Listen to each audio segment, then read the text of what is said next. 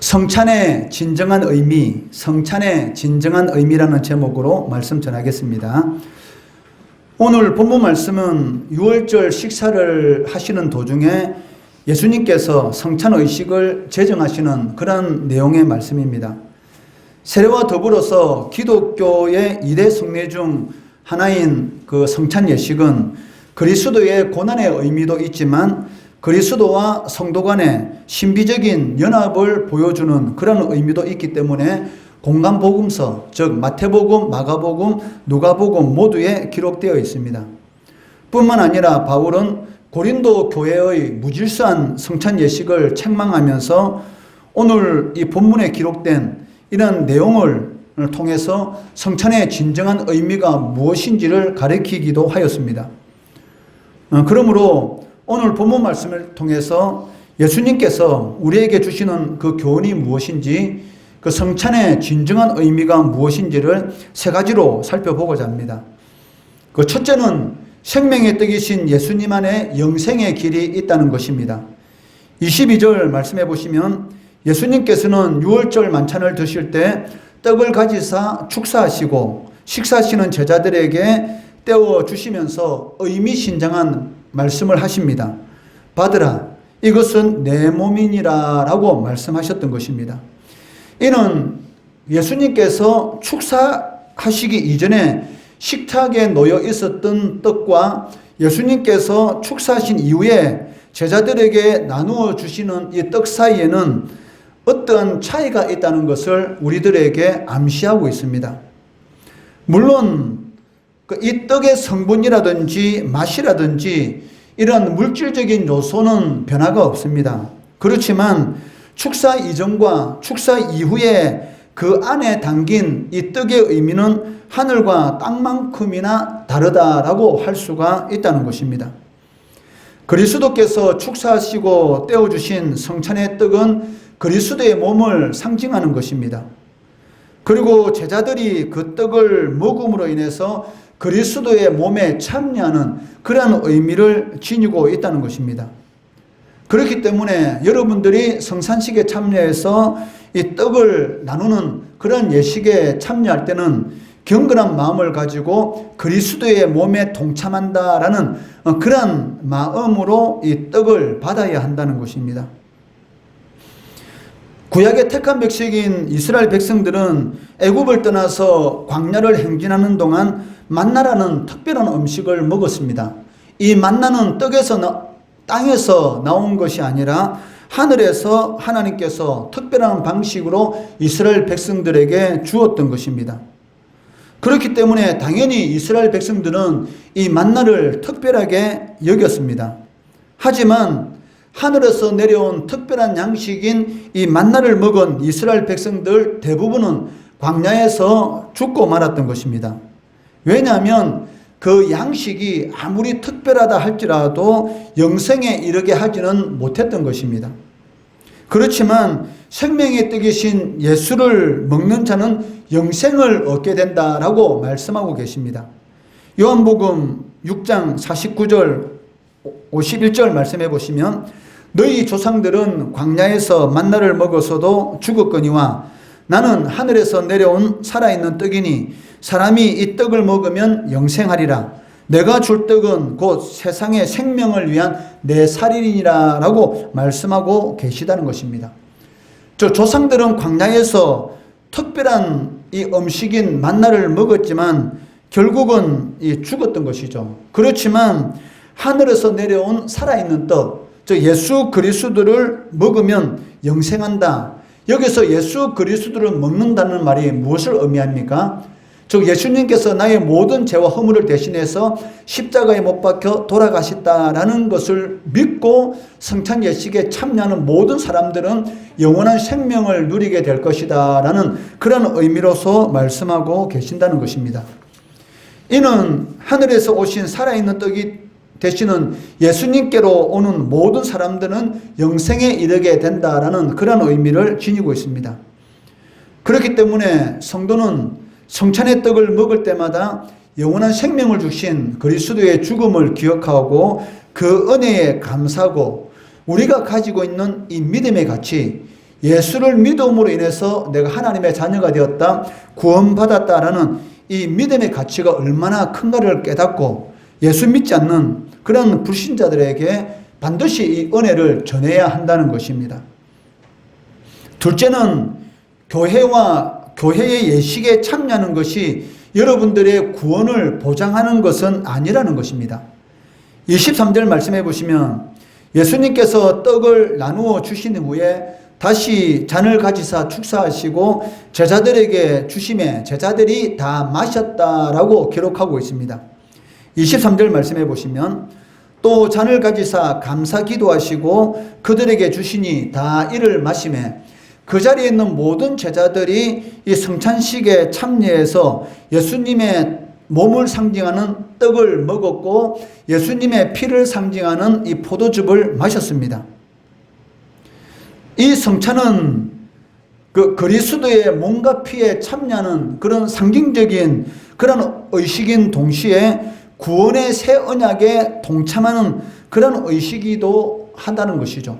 여러분들이 성찬 예식에 참여한다라는 이 말의 의미는 무엇입니까? 나는 구원받은 하나님의 백성이다라는 그런 믿음을 가지고 이 성찬 예식에 참여하게 된다는 것입니다. 그런데 중요한 사실이 무엇입니까? 이 자리에 누구도 있었습니까? 예수님을 판 가룟 유다도 그 자리에 있었던 것이죠. 그런데 가룟 유다가 구원의 새 언약에 참여하게 되었습니까? 아니라는 것입니다. 결국은 예수님을 팔게 되었고 자신이 잘못한 것에 대해서 회개하는 것이다 아니라 그 잘못했다는 것에 대해서 생각하게 됐고 결국은 스스로 목숨을 끊게 되고 배가 터져서 죽게 되었던 것이죠. 가룟 유다가 이 성찬식 이 자리에 예수님의 최후의 만찬의 이 자리에 참여는 했지만 결국은 영원히 버림받는 그런 멸망의 길을 걸어가게 되었다는 것입니다. 그렇기 때문에 여러분들이 성찬식에 참여한다고 해서 또 예배의 이 자리에 나와 있다고 해서 나는 구원받은 것이다 라고 확신할 수 없다는 것이죠. 이에 대해서 베드로는 사도행전 1장 17절 18절에서 이렇게 말씀하고 있습니다. 이 사람은 즉 가룟 유다는 본래 우리 수 가운데 참여하여 이 직무의 한 부분을 맡았던 자라. 이 사람이 불의의 사고로 밭을 사고 후에 몸이 곤두박질하여 배가 터져 창자가 다 흘러 나온지라. 즉 예수를 판 거에 대한 이런 후회 때문에 결국 스스로 목숨을 끊게 되었고 그 끈이 떨어짐으로 인해서 배가 터져서 죽었다. 즉 영원히 멸망을 당했다라고 말을 하고 있다는 것입니다. 그렇기 때문에 여러분들이 나와서 예배를 드린다고 해서 또 그리고 성찬식에 참여한다고 해서 이러한 예식이 구원을 보장하지는 않는다는 것이죠. 이러한 사실을 통해서 우리가 알 수 있는 것은 무엇입니까? 마태복음 7장 22절 23절 말씀 그날에 많은 사람이 나더러 이르되 주여 주여 우리가 주의 이름으로 선지자 노릇하며 주의 이름으로 귀신을 쫓아내며 주의 이름으로 많은 권능을 행하지 아니하였나이까 하리니 그때에 내가 그들에게 밝히 말하되 내가 너희를 도무지 알지 못하니 불법을 행하는 자들아 내게서 떠나가라 하시니라 라고 말씀하고 있습니다. 그렇기 때문에 영적으로 자만하는 것은 금물이라는 것입니다. 신앙의 어떤 형식이나 모양을 가지고 있다고 해서 구원받았다라고 확신할 수 없다는 것이죠. 중요한 것은 무엇입니까? 내용입니다. 내가 진정으로 예수님을 내 인생의 주인으로 예수님을 나의 구세주로 내가 영접해서 믿고 있는가? 라는 것이 중요한 것이지 이 자리에 앉아 있다고 해서 또 성찬 예식에 참여한다고 해서 구원을 보장해 주지는 않는다라고 우리들에게 경고하고 계시다는 것입니다. 많은 사람들이 예수 이름으로 귀신을 쫓아내고 권능을 행했는데 자신은 예수 이름으로 귀신을 쫓아내고 능력을 행했기 때문에 나는 당연히 구원받았다라고 생각하고 죽음 이후에 예수님 앞에 딱 섰는데 예수님께서 뭐라고 말씀하십니까? 나는 너를 모른다. 이 불법을 행했다. 이렇게 말하고 있다는 것이죠. 구원받은 사람이라면 반드시 구원받은 그러한 열매가 나타나게 되는데 그것이 무엇입니까? 하나님의 말씀대로 여러분이 살아간다는 것이죠. 내가 구원받았다고 하면서도 불구하고 하나님의 말씀대로 살지 않고 불법을 행하게 된다면 그 사람은 구원받았다라고 말하지만 실질적으로는 주님께서 나는 너를 도무지 모른다라는 그런 사람이 될 수가 있다는 것입니다. 아무리 형식이 아름답고 완전하다 할지라도 주님께 대한 그 믿음이 바르지 못하다면 구원의 은혜에는 참여할 수 없다는 것입니다. 그렇기 때문에 우리가 교회에 나와서 예배드리는 것 너무나 중요합니다. 그리고 교회 예식에 참여하는 것 너무나 귀하고 소중합니다. 그렇지만 무엇보다 중요한 것이 무엇입니까?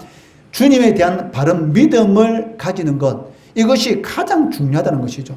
몇십 년 신앙생활 해놓고 나중에 나는 주님을 모른다라고 말한다면 그것만큼 억울한 일이 어디가 있겠습니까? 그렇기 때문에 우리가 하나님 앞에 나와서 예배 드리는 것 중요하고 그리고 성찬 예식에 참여하는 것 중요합니다. 그렇지만 진정한 믿음으로 주님에 대한 올바른 믿음을 가지고 예배 드리고 성찬 예식에 참여해야 한다는 것입니다.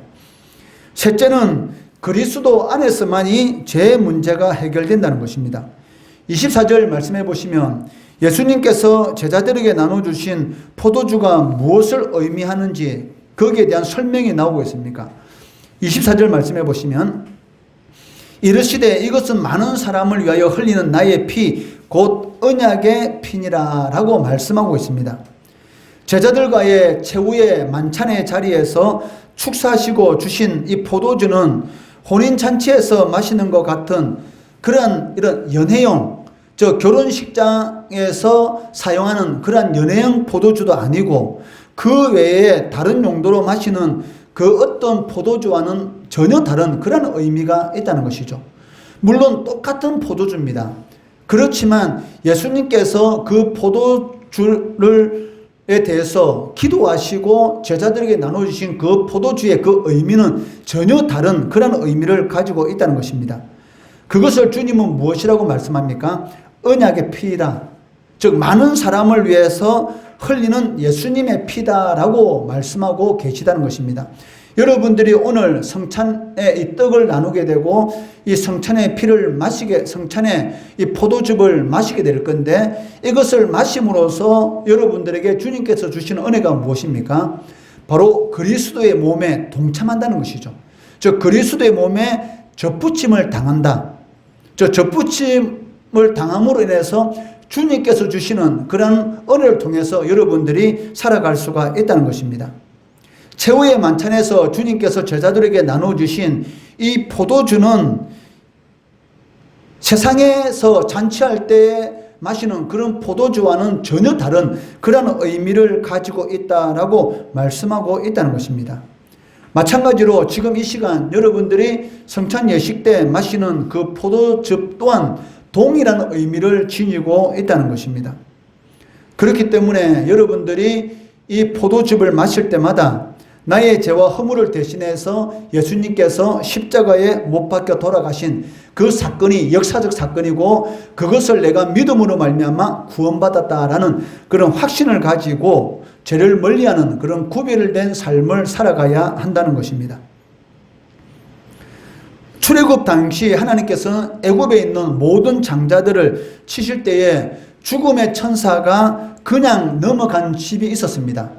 애굽에 있는 모든 집에 죽음의 천사가 방문을 해서 초태생, 처음 태어난 모든 것들은 사람을 비롯해서 동물에게까지 다 죽음을 당했습니다. 그런데 어떤 집은 죽음을 당하지 않았는데 그 집은 어떤 집입니까?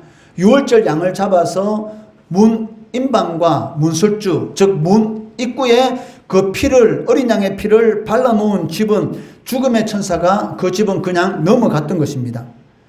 바로 이 유월절날 어린 양의 피는 무엇을 의미하고 있습니까? 바로 오늘날 예수 그리스도의 십자가에서 흘린 그 피를 의미하고 있다는 것입니다. 예수님의 대속의 피가 없다면 사람은 자신의 죄와 허물로 인해서 영원한 지옥 형벌을 받을 수밖에 없는 그런 존재란 것이죠. 이 세상에 태어나는 모든 사람들은 인류의 조상인 아담과 하와가 지은 그 죄를 갖고 태어납니다. 그 원죄가 있기 때문에 자라가면서 여러분들이 이 자범죄, 스스로 많은 죄를 짓게 되는 것이죠. 원죄와 이 자범죄를 해결하지 않고는 사람을 구원받을 수가 없습니다. 왜? 그 죄에 대한 값을 자신이 감당해야 되기 때문입니다. 그 죄에 대한 값이 무엇입니까? 영원한 사망이다. 즉 지옥 형벌이다 라고 말을 하고 있습니다. 그런데 이 원죄와 자범죄를 해결할 수 있는 방법은 단 한 가지입니다. 그것이 무엇입니까?